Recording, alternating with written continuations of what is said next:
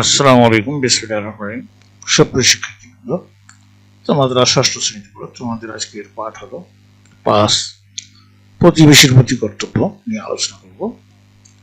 তো মানুষ সামাজিক জীব, আমরা সমাজবদ্ধ হয়ে বাস করি। আমাদের আশেপাশে আরো অনেক লোক বসবাস করে। আমাদের চারপাশে আরো যারা বসবাস করে তারা সকলেই আমাদের প্রতিবেশী। আমাদের চারপাশে যারা বসবাস করে তারা সকলে আমাদের প্রতিবেশী। প্রতিবেশী কাকে বলে এইটুকু লিখলে হবে। আমাদের নবী হযরত মুহাম্মদ সাল্লাল্লাহু আলাইহি ওয়াসাল্লাম বলেছেন যে সামনে পিছনে ডানে বাঁয়ে 40 ঘর পর্যন্ত হচ্ছে প্রতিবেশী।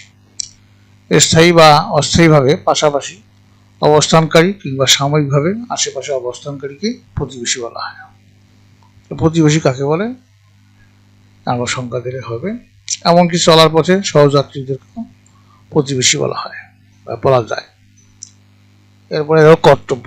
আমরা মুসলমান, আমাদের চারপাশে হিন্দু, বৌদ্ধ, খ্রিস্টান যারা বসবাস করে তারা সবাই আমাদের প্রতিবেশী।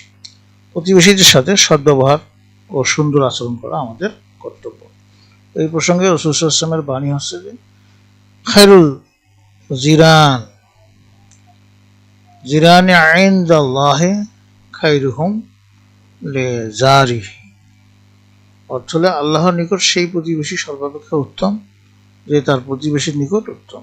তিরমিজি শরীফের হাদিস। প্রতিবেশীকে বিপদে আপদে সাহায্য সহযোগিতা করতে হবে। নবী সাল্লাল্লাহু আলাইহি ওয়াসাল্লাম এর প্রসঙ্গে বা এই সম্পর্কে আরো বলেন, সেই ব্যক্তি আমার উপর প্রকৃত ঈমান আনেনি যে আরামে রাত কাটায় অথচ তার প্রতিবেশী ক্ষুধার্ত। এটা দাঁড়িয়ে। অসুখে বিসুখে প্রতিবেশীর খোঁজ খবর নেওয়া প্রয়োজন। প্রতিবেশীর দোষ ত্রুটি খুঁজে বের করা উচিত নয়। তাদের মঙ্গল কামনা করা, কোনো প্রকার কষ্ট না দেওয়া এবং অন্যায় আচরণ, অন্যায় অত্যাচার না করা আমাদের মানবিক ও নৈতিক দায়িত্ব। এই বিষয়ে রাসূল সাল্লাল্লাহু আলাইহি ওয়াসাল্লাম আরো বলছেন, লা ইয়াদখুলুল জান্নাতা মান লা ইয়ামানু জারুহু বিওয়াইকা।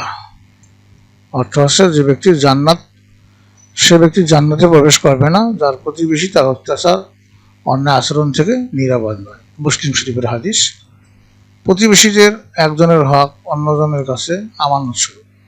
এই আমানতকে অবশ্যই হেফাজত করতে হবে। প্রতিবেশী যে কেউ কিংবা যেমনই হোক, জাতি, ধর্ম, বর্ণ, শ্রেণী নির্বিশেষে সকলকে সমান মর্যাদা দিতে হবে। প্রতিবেশীকে প্রথমে সালাম দেওয়া এবং খানা পিনায় শরিক করা প্রতিবেশীর কর্তব্যের শামিল। তাদের মাঝে উপহার উপঢৌকন বিনিময় করাও প্রতিবেশীর কর্তব্যের অন্তর্ভুক্ত। প্রতিবেশীকে কোনোরূপ ঘৃণা করা যাবে না এবং হীন ও নগণ্য মনে করা যাবে না। প্রতিবেশীর অধিকার সম্পর্কে মহানবী সাল্লাল্লাহু আলাইহি ওয়াসাল্লাম বলেন যে প্রতিবেশীর হক হলো সে যদি রোগাক্রান্ত হয় তাহলে তুমি তার সেবা করবে।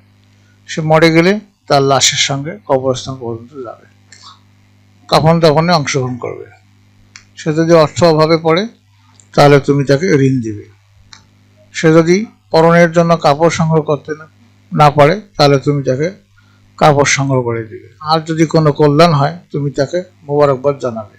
সে যদি কোনো বিপদে পতিত হয় তবে তুমি তার দুঃখের ভাগ দিবে, সহানুভূতি জানাবে।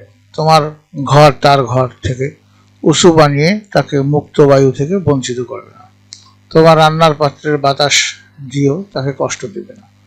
যদি তেমন অবস্থা হয় তাহলে তাকে 1 চামচ খাবার পাঠিয়ে দিও, তা বাড়েনি। প্রতিবেশী অভাবগ্রস্ত, দরিদ্র, শ্রমজীবী হলে তাদের সাথে সুন্দর আচরণ করতে হবে। তাদের পোশাকে সম্মান করতে হবে, তাদের পেশাকে সম্মান করতে হবে। সুখে দুঃখে পাশে থাকতে হবে, সম্মানের সাথে তাদের সম্বোধন করতে হবে। আমরা প্রতিবেশীর সাথে মিলেমিশে থাকবো, সুখে দুঃখে বিপদে আপদে তাদের পাশে দাঁড়াবো, তাদের সাথে ঝগড়া বিবাদ করবো না। শিক্ষার্থীবৃন্দ, তোমাদের কাজ হলো প্রতিবেশীর সাথে সুসম্পর্ক বজায় রাখার সুফল সম্পর্কে দলীয়ভাবে 5টি করে বাক্য তৈরি করে শিক্ষককে দেখাবে। এই ছিল আজকের আলোচনার বিষয়বস্তু। আমরা নেক্সট ক্লাসে পার্ট 6 নিয়ে বড়দের প্রতি শ্রদ্ধা এবং ছোটদের প্রতি স্নেহ এটা নিয়ে আলোচনা করব। তো তোমরা সাথেই থাকো। তোমাদের সার্বিক মঙ্গল ও সুস্বাস্থ্য কামনা করে সেখানে বিদায় নিচ্ছি। খোদা হাফেজ।